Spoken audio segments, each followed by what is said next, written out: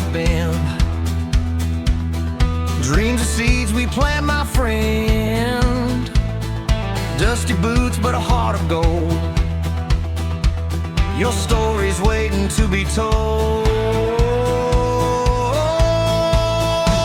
Inventive journey, here we go.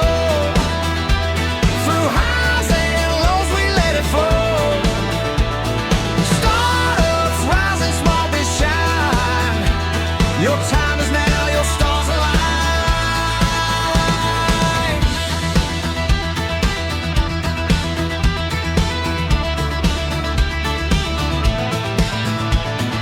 Cowbell ring and feel the beat. Hustle hard, don't take a seat. Every step you're blazing trails. Inventive journey never fails. Inventive journey, here we go. Through highs and lows, we let it flow. Startups rising, small but shine. Your time is now, your stars align.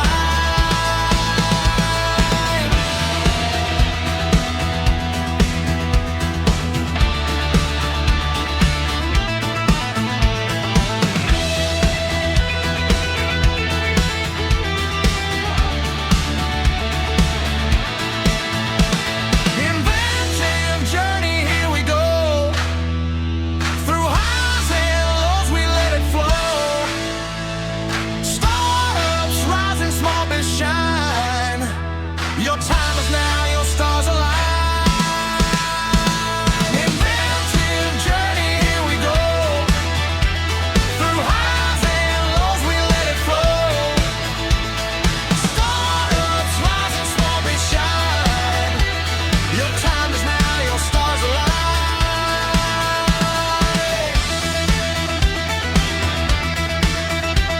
Your time is now, your stars align.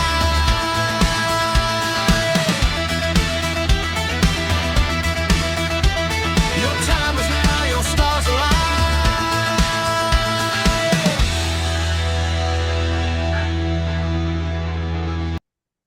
Hey everyone, this is Devin Miller here with another episode of the Inventive Journey. I'm your host, Devin Miller, the serial entrepreneur that's grown several startups into 7- and 8-figure businesses, as well as the founder and CEO of Miller IP Law, where he helps startups and small businesses with their patents and trademarks. You ever need help with yours? Just go to strategymeeting.com, grab some time with us to chat, and we're always here to help. Now, today we've got another great guest on the podcast, Travis Cormier. And Travis started his journey, in his own words, was a super nerd in high school, so liked both band and debate team, and then went off to college, and also I think started his first business around that time, coaching local high school debate teams. Got his undergraduate, went off to law school, studied IP law for a period of time, and wanted to work for a large law firm, and then started doing internships at found out that those were more miserable, or at least did light up with what he's wanting. So dropped out of law school and went out to work as a chemist. Got some freelance work. I ended up doing some travel and credit card rewards finance areas for that writing and to help pay the bills. And then later quit his job and worked for his friend as his number two in the business. And that hit a plateau, and the founder wanted to exit, so he took over as now the owner. So with that much as a quick introduction, welcome on the podcast, Travis. Thanks for having me, Devin. I'm glad to be here. Absolutely excited to have you on. So I just gave a much quicker overview to a longer journey. So why don't we rewind and unpack that a little bit and tell us a little bit about being a super nerd in high school. Yeah, being a super nerd in high school was really fun. I know that some people might not find it as fun and exciting as I did. But to me, like, was just my passion. You mentioned like band, theater, but what I really was crazy about was the debate team. Just loved doing it, loved crafting arguments, the critical thinking, the research, all skills that at the time I was just doing to win, but later became valuable for virtually every phase of my career, um, and really allowed for me to unintentionally explore some business opportunities. Um, and so when I went to college, um, I I went in with this idea of going to law school back in my head. Like ever since I was a kid, I always said, "Oh, I want to be a lawyer." My best friend's dad was an IP lawyer. He was kind of like a mentor to me through high school. My mom worked for lawyers and a federal judge, and so I was just always in that environment. But I wanted to study something other than law.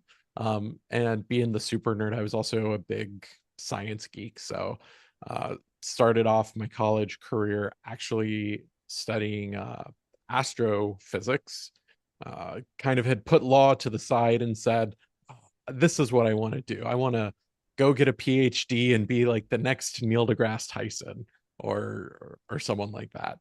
Mm. So law was kind of like a backup for me at the time.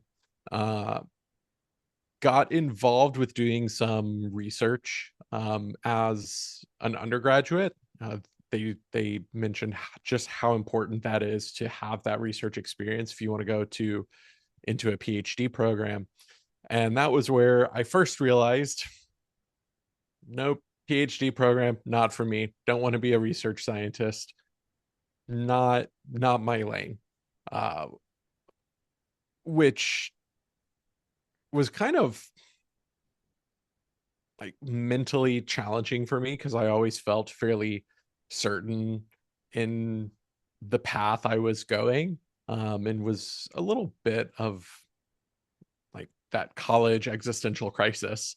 I told myself, well, I can't I don't really think that there's jobs for people with a bachelor's in astrophysics. It's not really that in demand of a field.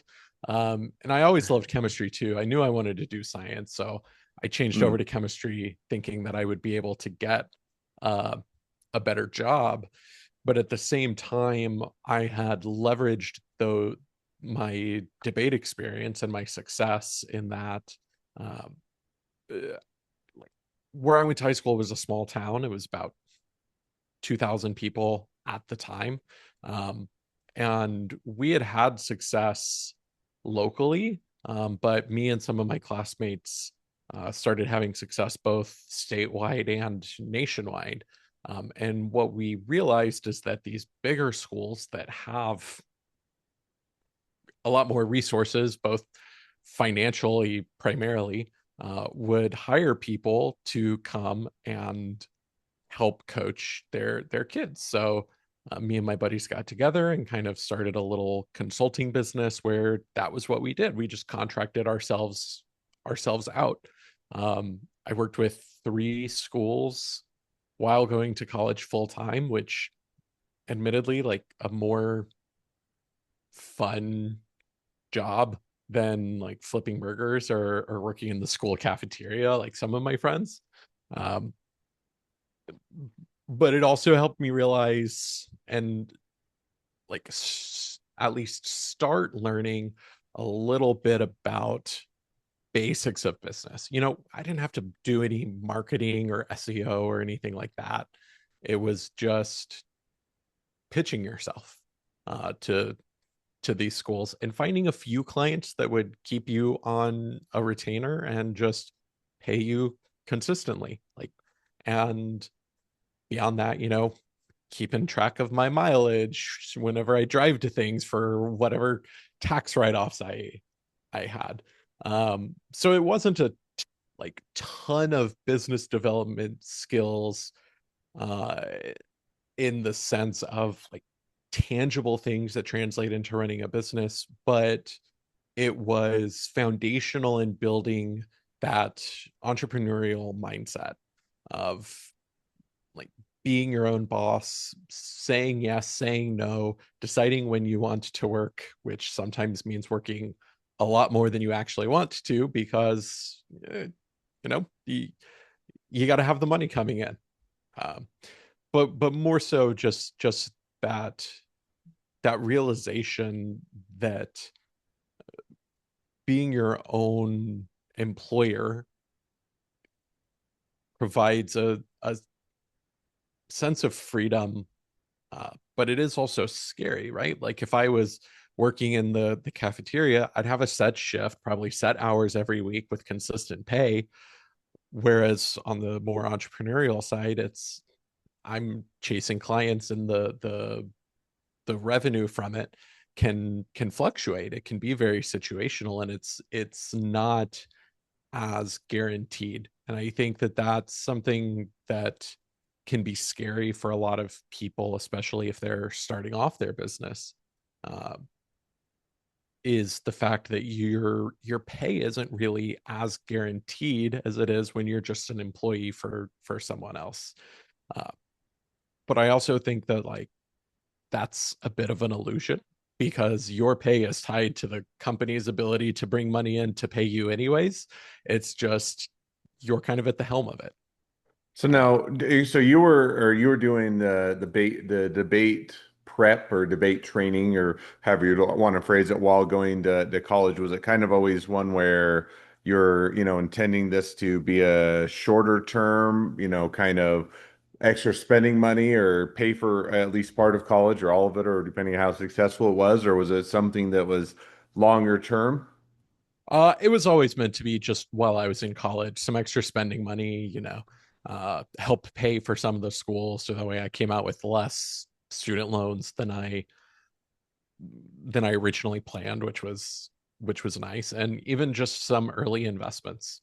Um, like nothing huge, but like helped me start just thinking about that reinvesting my money instead of spending it all. But I knew once I was done with college, like this wasn't something I planned to keep doing. I didn't want to be a high school debate coach. No, no, I have many friends who are and who love it. But I realized that committing to that career path, that was one I was pretty certain of was not right for me. Um, and what it left me with whenever I was getting like into my junior year, so getting close to graduating, was this conflict of, I changed to chemistry to go do chemical work. Uh, but I had this passion there that I had been doing for years of debate and the analytical side of it. And so I actually decided to apply to law school. Like that popped back in. I was like, you know what? Like I can do this. Like I can go to law school. I can maybe be an IP lawyer in the chemistry field. Um, and so shifted again, bringing law school back to the forefront. And Hmm. So now, so I you get in, so you go off to law school, say, hey, I might want to do IP. I think when we talked a little bit before, you even had intent of maybe I'll, go do a big firm life or, otherwise kind of, what the picturesque is on TV and movies, which is seldom reality for most people, including myself. Did go to law school, did finish and did work for a firm for a period of time and then decided to do my own thing. But now, so you went to law school and then I can't remember, you got into internships or talked with somebody about what internships would be like, and that kind of killed your aspirations, but maybe walk us through that a bit. Yeah, so for those who don't know, like if you want to work at a big firm, which was all I wanted to do, right? All I wanted to do was go work for a big firm, chase the prestige. And for those who don't know, like law school is 3 years, but you're primarily interviewing for those jobs after your first year. And it's like part of what makes it so stressful is it is truly all contingent on your first year grades. So finished the first year, had the grades to be interviewing with a number of large firms, and simply hearing the stories of the associates and how they tried to convince themselves that they were actually happy with what they were doing. I just got this sense that they were lying to themselves, and they're trying Hmm. to make it seem okay because that was their reality, and they didn't necessarily want to admit to someone who admittedly they're trying to recruit how miserable it can be. Um, One thing that stood out was one of the firms I really wanted to work for. They were towards the top of my list. In one of the interviews, they were talking about their work-life balance, and they mentioned, oh, we converted the library into the gym, so we don't even have to leave the office at lunch to go work out. And they give us laptops, so now we go home at 6 or 7, have dinner with our families, and then can work from home until midnight or 1. And we typically only work 3 weekends a month. We almost always have at least one weekend off per month compared to our friends at some of these other places. And they're saying it like it's such a positive thing, but how I'm receiving it is that's not the life I want. Like I was aware that that is how the big law culture is, but until it finally hit me that this truly could be my reality, like I told myself they're going to pay me so much money I can suffer through it. But then once it really was materializing was when it hit me that I don't think that this is right for me. Hmm. So I made the tough decision to plan my transition out, which did end up being like I dropped out, but it wasn't I dropped out immediately, um, because what I learned as well is that working in the chemical field can be a bit of a grind as well. Most new graduates go work for contract labs or environmental labs making $10 to $15 an hour, and they grind that out for a couple of years. And then hopefully by the time they're 30 can move to a chemical plant an hour. And I kind of looked at it and said, well, like, which life do I want? Do I want one where I'm being worked to death but making good money? Or do I want one where I'm not being worked to death, but I'm just having to put in my time, but I'm not really being compensated well for it? So I didn't drop out immediately because I did feel out of those options, going and working in law was the better one. But I managed to get lucky and actually got hired to work at a plant directly. Uh, so I kind of bypassed that entry level phase that most chemists go through in their careers and jumped straight into that like $25 an hour, scaling up to like 40 to 45 over the next few years, and felt like that was a fair middle ground. So once I had that in hand is whenever I dropped out. My now wife, who I met in law school, was terribly nervous the entire time because I was doing all of this through finals, traveling for interviews, and she's like, "You still have to take these finals," but uh, she was nervous that I was going to fail because I hadn't put any time into studying and planning and prepping for them. Um, but thankfully, the job came through just before they hit, and so I snuck out and didn't have to then stress about finals that I hadn't done any studying or planning for. Um, so that's how I landed up as a chemist, kind of jumping back and forth between a lot of things. And uh, I did that for Now, just what kind of or took you to chemistry? Or what did you? So, take say law school's not not my yeah. thing. I definitely get it. I don't live the I did live. I don't know if I ever lived the big law firm to the near the extreme that you did. I did work for a early on for first few years of my career, more hours than I would like. I've rebalanced and got past that phase, but there is certainly truth to it, and I know plenty of attorneys are still in that lifestyle. So it's definitely get kind of, saying that's not the long term where I want or my life to be. But aside from that, so you make that decision, you migrate out of law school. What took you to chemistry? Honestly, it was what my degree was in. Like I was between that and law school to start. So once I realized being a lawyer wasn't for me, like, cool, this is my backup plan. Like it was just kind of the natural place. Um, and I enjoyed the work. Like I wouldn't say it was something that really inspired me in any ways. And I think that that's fine. Like there's too much rhetoric around finding a job that is fulfilling for you instead of realizing that like you can have a job that fits the lifestyle you want and just provides you the means to live how you want. And that's what chemistry did for me. Hmm. And that was really what I was looking for, was a career that could allow for me to balance the lifestyle I wanted with the, quite frankly, pay to to support it. Um, and chemistry kind of hit that balance, right? I can't take chemicals home with me at night, so my work never came home with me. It was all when I was there in 3 weekends a year. It was very rare. Uh, I did start off working overnights because those chemical plants run 24/7, and being the low man on the totem pole, you end up on the night shift. But like, it took about 2 or 3 years before I managed to move out of that. Um, and I was progressing in my career as a chemist. Um, Again, like enjoying it. I was happy with the lifestyle that it had provided me.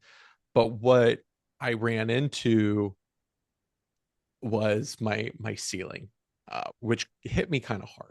I ran into my ceiling like in my late 20s, where everyone above me had.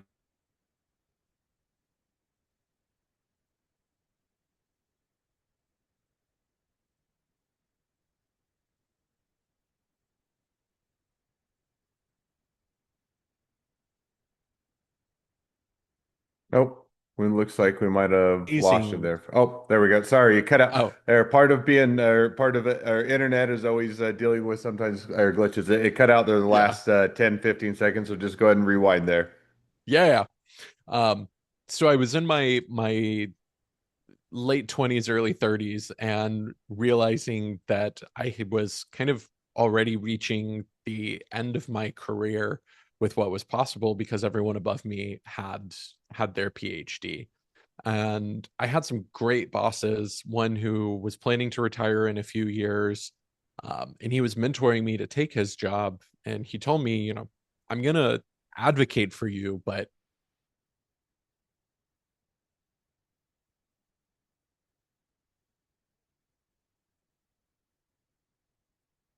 I'm going to push for you, but there's no guarantee that Hmm.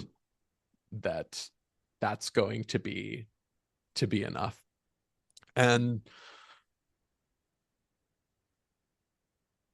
that's a really tough reality to bargain with when you're like 28 years old, 29, only been working a few years, and there's nowhere else to go, right? I've always been an ambitious person. For some people, they were happy there. Um, but that mega nerd ambition really left me feeling malcontent. Like I was not happy with the idea that this was going to be it for potentially the rest of my life.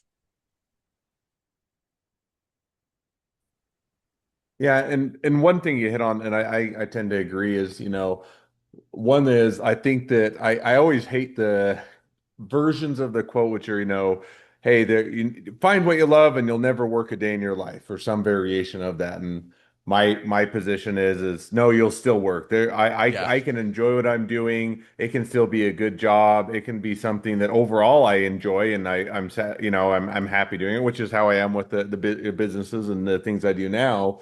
But it is far from, there are still plenty of days where I'm like, I don't really want to deal with that client or that issue, or I'd rather go do something fun, or I'd rather a break, or any number of things. And I still have to work, still have to get it done. And it doesn't mean I don't enjoy it overall, but I think there is that element of working. But it sounds like, there is that balance of, you also can't hate what you do, where you have to have some long time or long-term trajectory to say, hey, I'm going to find something that on average or for the majority of the time I enjoy doing. And yes, I'll have those spurts that maybe aren't as enjoyable, but I'm not going to do that. I don't want that to be my long-term outlet of, hey, I just get no fulfillment. So, you hit on that. you're kind of hitting that phase, kind of like you said, you got to law school and kind of hit into that a little bit different, which is more the lifestyle. You got into chemistry and again, wasn't really kind of where you saw yourself long term. So how did you kind of decide what direction from there you'd go in? Uh, from there, it goes back while I was a chemist. Whenever I got engaged, my wife told me that she wanted to, well, my now wife, she told me that she wanted to honeymoon in the Maldives. And I never grew up traveling. I didn't even know where it was. Honestly, I thought it was like in the Caribbean near Jamaica or something because everyone I knew went to Mexico or Jamaica for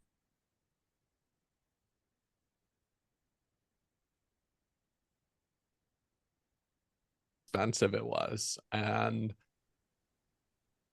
a lot of people would have seen that and immediately just decided that it's not possible. And I didn't accept that and wanted to figure out how to make it a possibility for us. Gotcha. Now, one thing, and I know it's circling back to much earlier on in your journey, but still a question, just and it came or kind of came to mind. So you'd mentioned, I think that was your wife a or went to law school, or is she an attorney, or what, or something along those lines?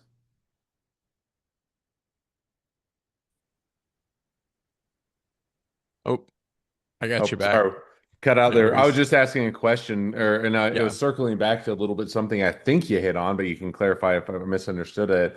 Was your wife also going to law school, or did she end up being an attorney, or something along those lines?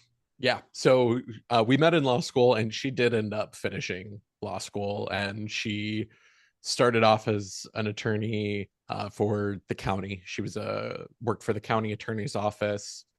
Then she was appointed to a state judge position, and now she's on the executive team for one of the elected officials as their compliance person. Um, so Okay, she's gotcha. And I was just, yeah, I was mostly just curious how that worked out. Where you're saying, "Hey, law or being a lawyer or sounds like a terrible lifestyle." Oh, my wife's a lawyer, yeah, those type of things and how that works out. But just so I was kind of curious on a follow up there. But so now so you'd, I think, and I, kind of interrupted the flow of it. But it's during the fine. midst of all this, chemistry, dropping out of law school, being a chemist, kind of figuring things out. I think at some point you did freelance writing, Mhm. and then later on you kind of work or went to work or with your friend or for your friend as his number two and kind of transition in that direction, but maybe fill us in on that.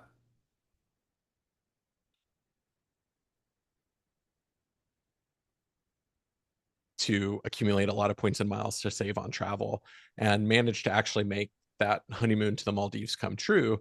And I started asking myself, can I make money doing this? Like, there are people making money teaching others how to do this. So I started my own blog. It didn't really work, but one of the ones I was following posted that they were hiring freelance writers. So no writing, no formal writing background. I applied and was hired.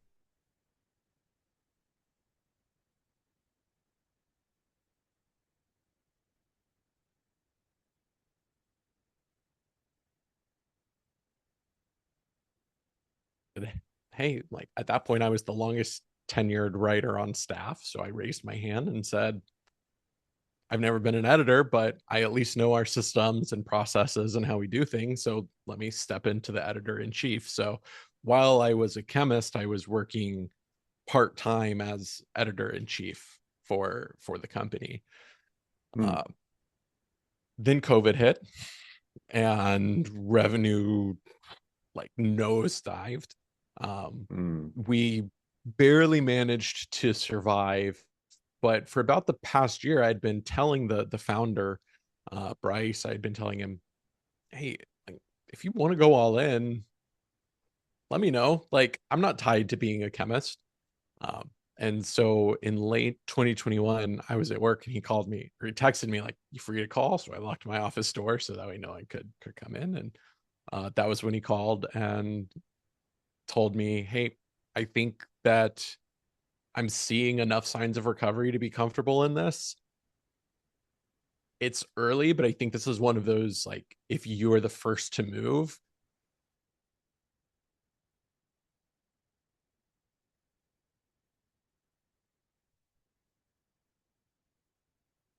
with me. Um, and my immediate answer was not yes. Um, like again, I mentioned that kind of fear of the uncertainty that a lot of us go through when these opportunities can come up, and effectively being self-employed, right? I wasn't self-employed, but functionally I was. Um, and I went home and talked to my wife, and she just looked at me and said, "Don't be a fucking idiot. Like, these opportunities do not come around that often. And you're a chemist in Houston. You can go get a job in a month if this doesn't work out."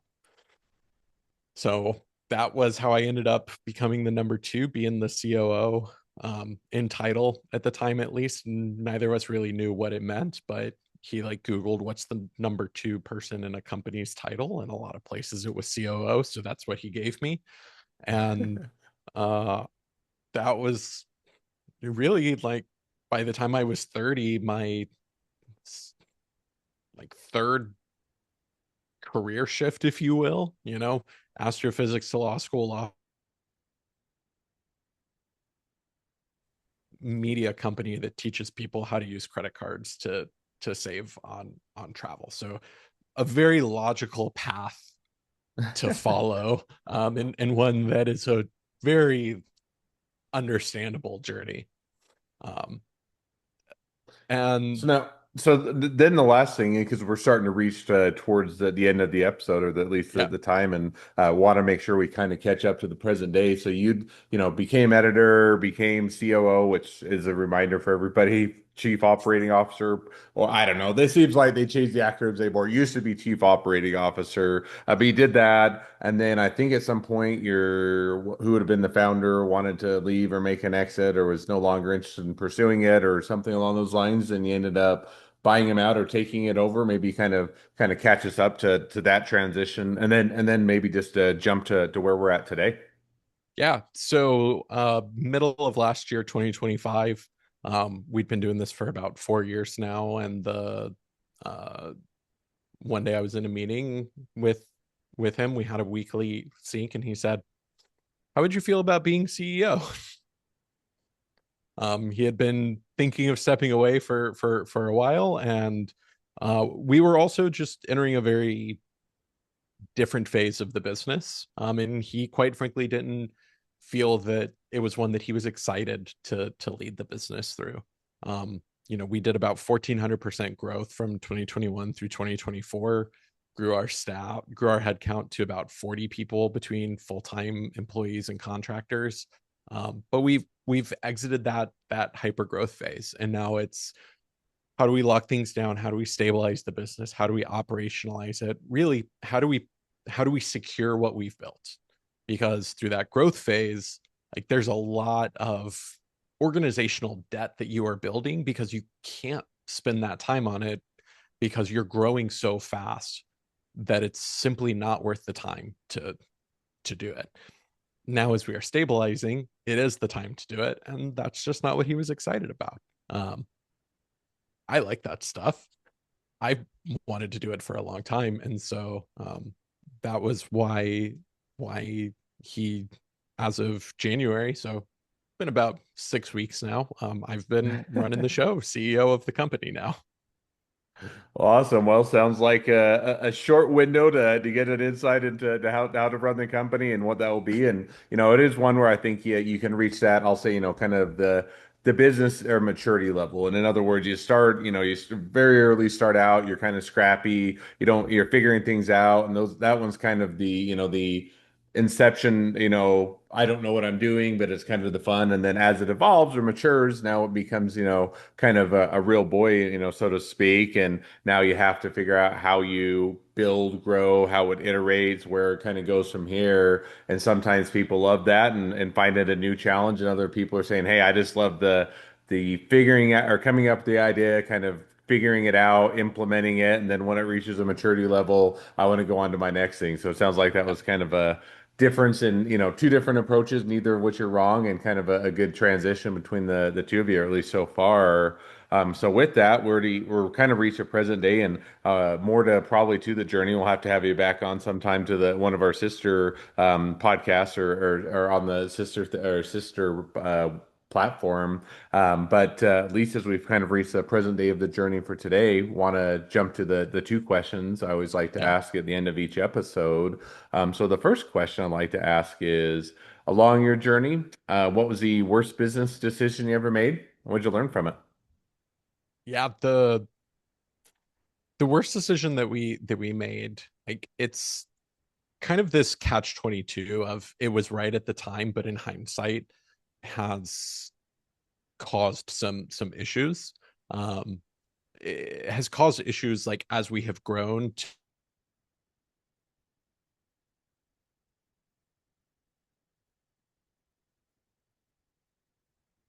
products, doing things because we thought they were cool or we were just personally excited about them. And we couldn't really draw a line between what we were doing and the business outcome that we actually needed. One of the products that we launched, uh, we recently reevaluated because it had 14 users a month, but we were spending a couple grand a month to keep it alive. And it was like, it's something we were passionate about. We were really excited about it. And like, I still am. Um, and that's like a really hard decision to make, is to realize that like when you just build stuff because it's what you want, it doesn't mean that it's what the market wants. And it doesn't mean it's what will drive business outcomes. Uh, and just because it like vibes with your brand doesn't mean that it demands your resources or even deserves them. Um, and that's been like a hard lesson learned because whenever you've operated that way for so long, you it creates a mindset in how we approach things and have to kind of reprogram the entire company to start thinking about the work that we do and aligning it with the outcomes that we want versus aligning it with just what vibes with us and what we think is cool. Yeah, And and as a that is leader, always. Oh, go ahead. oh no, I was just gonna say, like as a leader, your excitement for things can be like a superpower and a liability. Like you shouldn't dismiss those instincts. Those instincts are important. That's what makes people be founders and start companies in the first place. But having that discipline to say no to bad ideas when it's not going to drive what you want in the business, is just as important as that excitement that you can have. No, I totally agree. And what I was going to kind of piggyback onto that is, it's hard sometimes things that are your passion or things that you think are really cool or that will play well. Sometimes you talk yourself into them because they're fun or exciting or new or shiny to you. Sometimes they work out. Sometimes they're great Yeah. ideas. And other times you probably hold on to them too long just because it's your pet project or something that's cool. And it's always the balance of, hey, I just need to get it right, or I just need to figure it out, or just give it a bit more time. And so it's always hard to figure out when to pull that plug. So it's always an easy place to make a mistake, but always a great one to learn from. Second question now that I'd like to ask. So now if you're talking to somebody that's just getting into a startup or a small business, what would be the one rule of thumb you'd recommend? The one rule of thumb whenever you're starting up would be to test a bunch. Um, like what you're doing when you're starting is you're just trying to validate an idea. Testing a lot of different ideas is how to do that. But the important part is not so much the testing a lot, it's picking a lane that you can own once you find what you win. It's saying, this is the winner, this is what we're going to go for.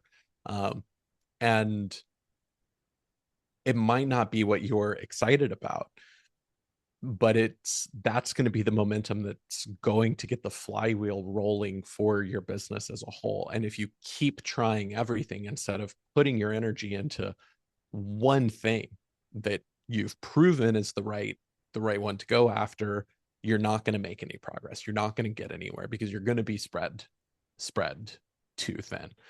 Um, for for us, that was community. We don't win on social media. We don't win on Reddit. We don't win on SEO. That's fine. But our lane is our community. We've got a 400,000 plus member Facebook group, and the closest one in our space is in the 100,000s. It's very clear where we have won and have leaned into that community aspect. And that's what drove the business forward, to give us the ability to then say, hey, we do community really well. Now, how can we compete on social? Now, how can we compete on SEO? Like, find your one thing, your niche in your space that you can own and do better than everyone else, and lean into that when you're starting, because that's going to give you the financial resources later to hire more people, hire contractors, like find the financial resources, because you don't have those financial resources when you're young. You have time resource. So you got to apply the time to the one thing to create the financial resources to then let you go out and compete in other areas. But I just see way too many people trying to do it all at once. They're trying to build their social media following, their personal brand, their company brand. They're trying to do direct marketing and outreach. And once they find one that wins, they don't stop, because they're so focused on all of them, instead of saying, that's our winner, let's go for that one right now, and we'll worry about the others later. No, I think that's definitely a great piece of advice, a great takeaway and rule of thumb. So, well, now as we do wrap towards the end of the episode, if people want to reach out to you, they want to be a customer, they want to be a client, they want to be an employee, they want to be an investor, they want to be your next best friend, any or all of the above, what's the best way to reach you, contact you, find out more? Yeah, if they want to connect personally, they can find me on LinkedIn, linkedin.com/Travis-Cormier. But if they're interested in our business and what we offer to help teach people points and miles and saving on travel, they can find us at 10xtravel.com, or our Facebook group, the 10x Travel Insiders Facebook group. Awesome. Well, I definitely encourage people to reach out, support a great business, expand their network, and if nothing else, make a new best friend. So with that, thank you again for coming on the podcast. It's been fun. It's been a pleasure. Now, for all of you, the listeners that are out there, if you have your own journey to share and you'd like to be a guest on the podcast, we'd love to have you. So just go to inventiveunicorn.com, apply to be on the show. Couple more things as listeners, make sure to click share, subscribe, leave us a review, helps us to reach even more startups and small businesses to help them along their journey to success. And along that note, if you along your journey you ever need help with patents or trademarks or anything else with your startup or your small business, just go to strategymeeting.com, grab some time with us to chat. We're always here to help. Thank you again, Travis, for coming on the podcast, and wish the next leg of your journey even better than the last.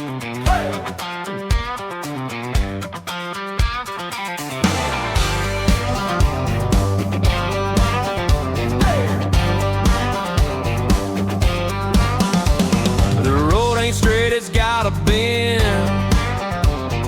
Dreams of seeds we'd plant, my friend. Dusty boots, but a heart of gold. Your story's waiting to be told. Inventive journey, here we go. Through highs and lows, we let it flow. Startups rise and small be shine. Your time is now, your stars align.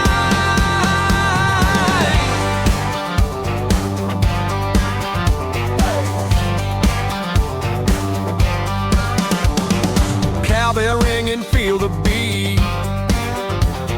Hustle hard, don't take a seat. Every step you're blazing trail. Inventive journey never fails.